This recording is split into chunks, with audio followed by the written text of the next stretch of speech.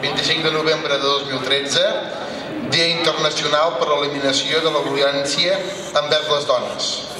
Avui, 25 de novembre, Dia Internacional contra la Violència envers les Dones, les administracions i la societat civil volem expressar el nostre rebuig més rotund a aquesta violència malauradament encara present a les nostres societats. Una violència que ens obliga a esmerçar tots els esforços, tots els recursos, totes les voluntats per prevenir i erradicar-la. La violència masclista és un fenomen estructural que adopta múltiples formes: violència física, violència psicològica, violència sexual i abusos sexuals i violència econòmica.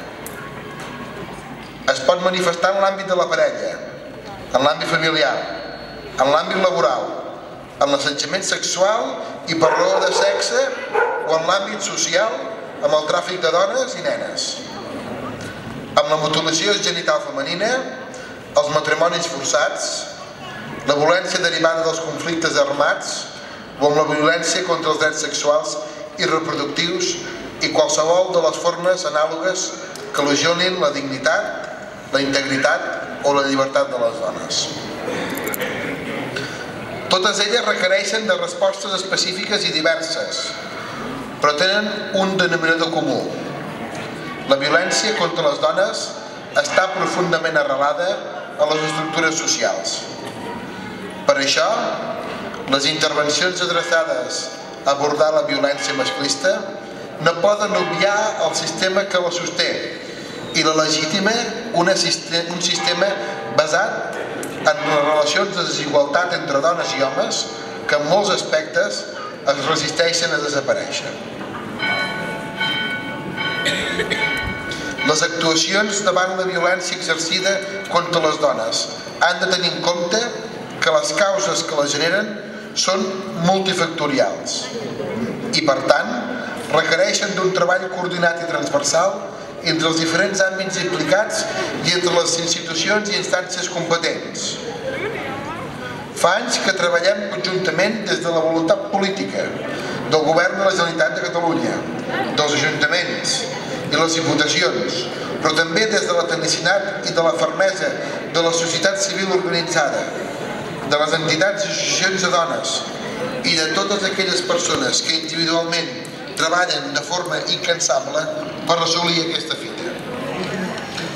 És imprescindible millorar la sensibilització social i la prevenció de la violència masclista amb actuacions adreçades a totes les dones i a tota la població, incidint molt especialment en la població jove, concretament en les relacions de parella, per tal d'evitar relacions desiguals.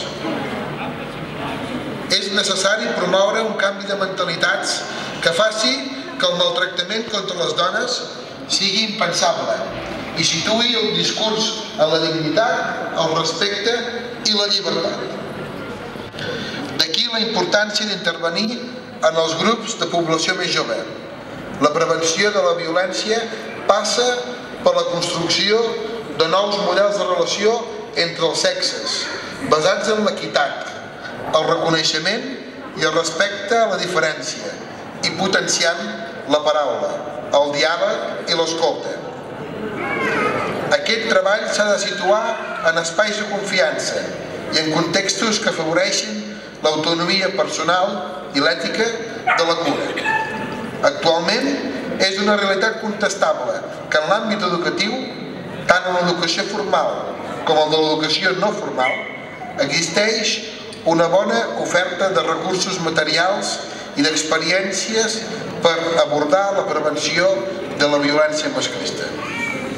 L'objectiu és, doncs, acompanyar, recolzar i capacitar les persones joves i donar-los els elements de reflexió i les pautes necessàries perquè actuïn amb el convenciment que la violència masclista és rebutjable i inadmissible i que els efectes entre dones i homes s'han de comunicar i compartir amb dignitat, respecte i llibertat. Aquest és el repte que tenim al davant i aquest és el nostre compromís. I per això seguirem treballant de manera conjunta i coordinada perquè les dones i els homes d'avui i també les futures generacions puguin viure en un món lliure de violència.